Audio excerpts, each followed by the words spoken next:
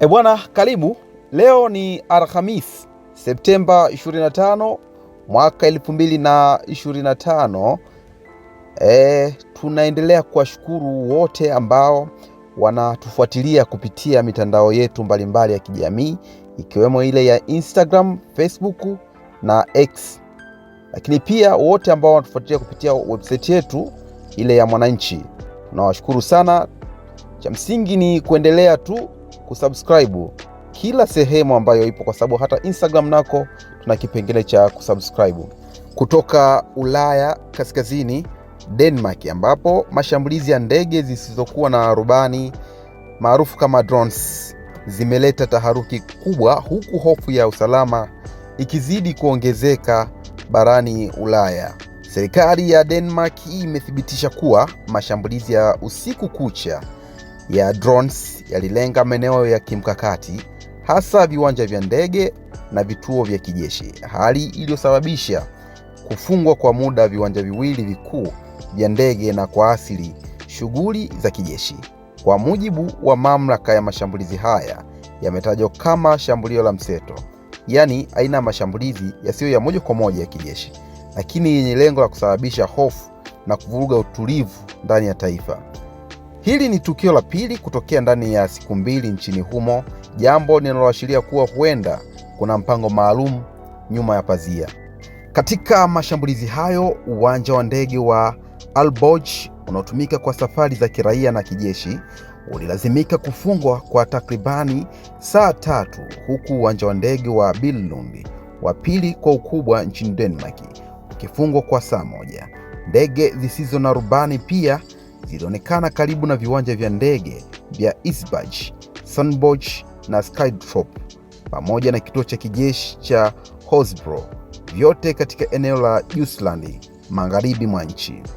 Waziri Mkuu wa Denmark, Mette Frederiksen, alizungumza moja kwa moja na Katibu Mkuu wa NATO, Mark Rutte, ambapo walikubaliana kushirikiana kwa karibu kuhakikisha usalama wa miundombinu ya anga. Frederiksen alieleza kuwa mashambulizi haya ni miongoni mwa mashambulizi mabaya zaidi dhidi ya miundombinu muhimu ya taifa hilo. Lakini swali ni kwamba nani yuko nyuma mashambulizi haya? Ingawa hakuna uthibitisho moja kwa moja, vidole vingi vikiwa vinaelezwa kwa Urusi. Hata hivyo, ubalozi wa Urusi mjini Copenhagen umeyakana madai hayo na kuyaita kuwa ni uvumi wa kipuuzi.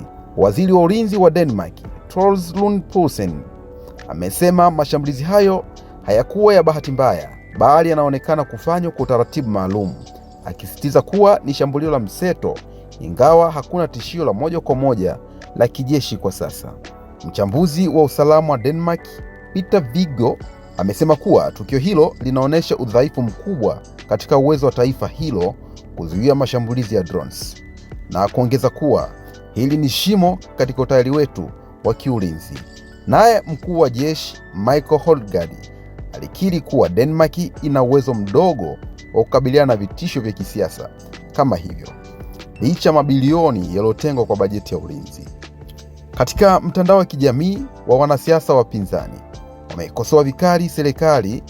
Mbunge wa muungano wa Red Green Alliance, Pelle Dragsted, aliandika kwenye mtandao wa X kuwa mabilioni yanatolewa kwa ulinzi, lakini hakuna ulinzi wa msingi zaidi, ila miundombinu yetu ndiyo iko hatarini.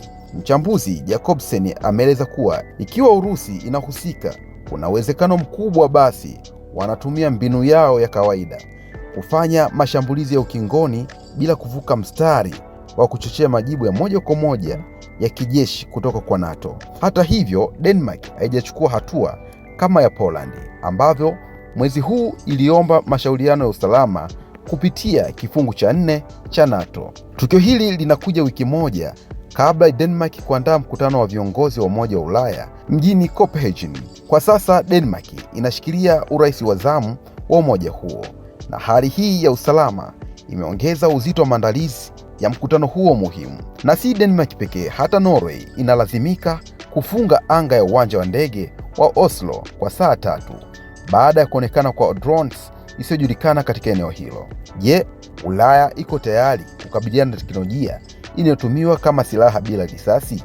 Tuandikie maoni yako hapo chini na usisahau kusubscribe, kulike na kugonga alama ya kengele ili upate taarifa zetu kila wakati tuziwekapo mtandaoni. Hii ni Mwananchi Digital. Baki nasi.